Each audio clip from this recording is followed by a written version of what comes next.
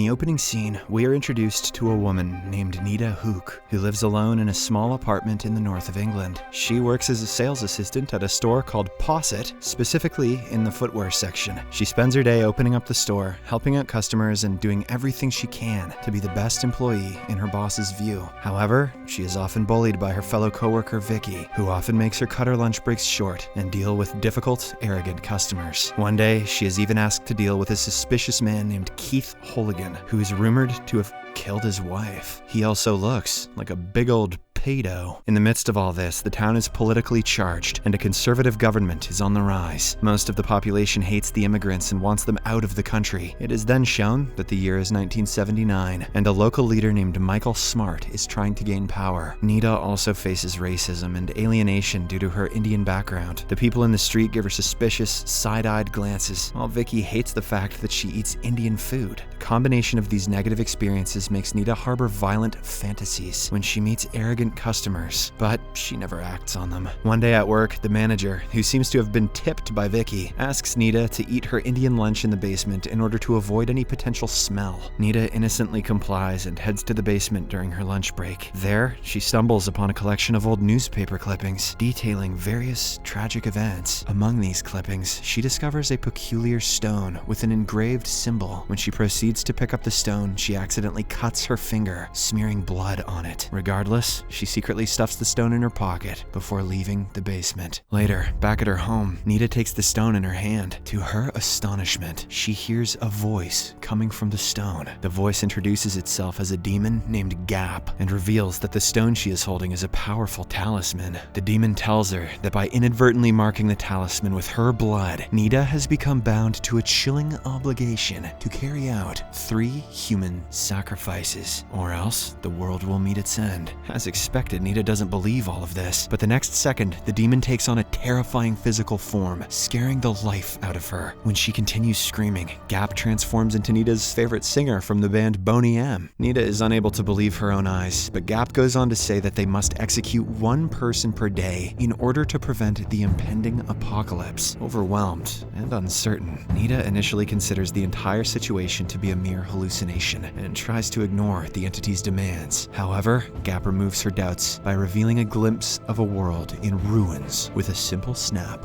of his fingers. Driven by panic, Nita storms out into the dark night and comes across a 39-year-old man named Tim Simons, who is walking his dog under a bridge. Gap, who follows her everywhere, urges her to make her first sacrifice. When Nita hesitates, the demon claims that Tim is a bad person who preys on his own 12-year-old daughter. He even shows her a vision of that disgusting scenario. This is enough to persuade Nita, and filled with rage, she uses a brick to strike Tim on the head, killing him instantly. However, right after she commits the deed, she returns home and throws up. She is unable to sleep the whole night as the memory of what she has done weighs heavily on her mind. At one point, she even contemplates surrendering herself to the police, but Gap stops her, warning her that failing to complete the remaining 2 sacrifices will result in the apocalypse. The demon advises her to pretend as if everything is normal, so that she can avoid arousing suspicion from anyone. The next day, the police find Tim's lifeless body beneath the bridge and start an investigation. Meanwhile, Nita goes about her usual routine at work, pretending as if nothing has happened. Gap continues to follow her, persistently encouraging her to select her next victim. However, Nita ignores him and heads straight back home after work. When she spends the entire day without killing anyone, Gap warns her that failure to do so will trigger an apocalypse, and even shows her news of a potential nuclear war between Russia and the US as evidence. This makes Nita realize that he is speaking the truth, so she selects a weapon of choice, which turns out to be a hammer. She then heads to the local bar for a drink, hoping it will give her some courage. At the bar, the 2 spot Keith, and Gap confirms that the man indeed killed his wife. This means that Keith is perfect for their next target. He also still looks like a big old pedo. Meanwhile, the bartender and a barmaid notices something amiss about Nita, as she appears to be talking to herself, unaware that she's communicating with Gap. A short while later, Nita follows Keith out of the bar and approaches him, who then invites her to his place. As soon as they arrive, Nita takes out the hammer from her bag and gets ready to kill him. But just then, a scared Keith confesses that he is a bad person and that he feels guilty about everything he did. Despite this revelation, Nita, with only 6 minutes until midnight, strikes Keith in the head repeatedly until he dies. Later, as she is about to leave the house, Keith's brother Chris enters and notices Nita with her blood-stained jacket. In an attempt to erase all evidence, Nita ends up getting in a scuffle with Chris and stabs him fatally with a kitchen knife. Upon returning home, Nita is racked with guilt because this time she killed an innocent person. Nonetheless, Gap insists she must move on from the incident as her assignment of killing 3 people is now fulfilled. But surprisingly, the talisman's symbol still indicates that the apocalypse has not been averted. Perplexed, Gap contacts his higher authorities to inquire, only to learn that Keith's death does not count towards the ritual's completion because they can't kill murderers as part of the ritual. It means that Nita must still take one more life to fulfill her task. This infuriates Nita, and she puts the blame on Gap, also claiming that she won't carry out any more murders. However, the demon admits that he wasn't aware of all this. Furthermore, he reveals that not completing the task would make him fail his initiation, and he'd be banished to oblivion forever. Hearing this, Nita empathizes with Gap's situation, feeling a connection as an immigrant who struggles to find a sense of belonging, particularly after her mother's passing. Hence, she reluctantly agrees to undertake her final task, and together, they seek to determine their last victim. While at work the next day, Nita and Gap plan to target Vicky, who consistently mistreats her. Just then, Tim's grieving wife and daughter walk into the store to buy a pair of funeral shoes. While serving them, Nita feels very bad for the little girl, but Gap consoles her, saying that her actions have saved Tim's daughter from a future of misery. Later on, as Gap is pushing Nita to choose between killing Vicky and her boss, the local political leader, Michael Smart, enters. Following this, the boss calls out to Vicky as the best employee and asks her to serve Michael. As the two talk, Nita learns that Michael is a racist individual who absolutely hates immigrants. He promises to remove all of them from the country once he comes into power. Enraged, Nita changes her target to Michael and asks Gap to show her his future. As he does, Nita learns that Michael will be creating a complete destruction of the world by declaring war in the future. Gap pleads with her to select a different target, claiming that his superiors won't be happy with the sacrifice of Michael, but Nita has already made up her mind. She then leaves the store, taking a red leather jacket she'd been eyeing for a long time.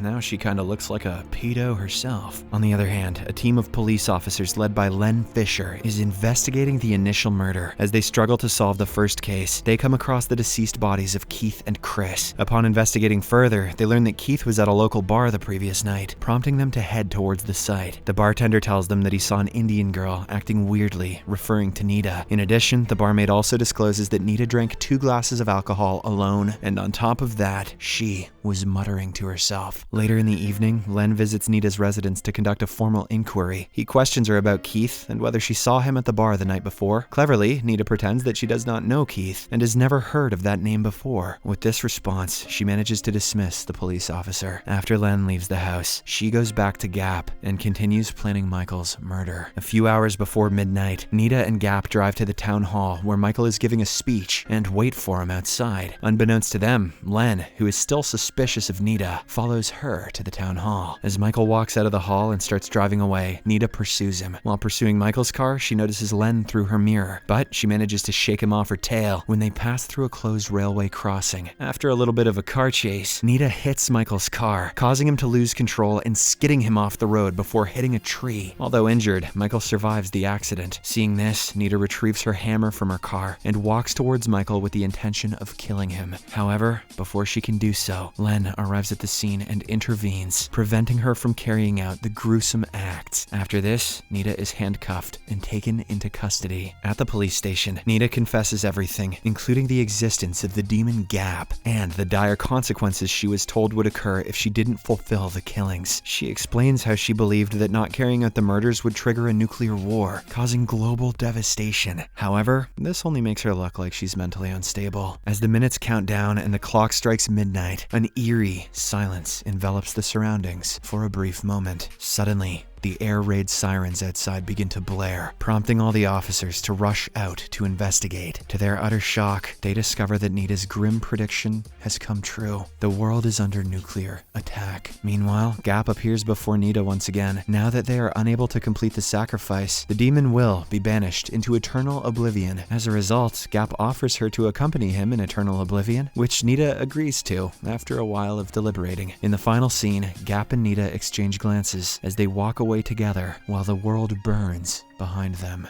Subscribe for more videos like this, turn on notifications, and leave a like to help the channel out. Thank you for watching.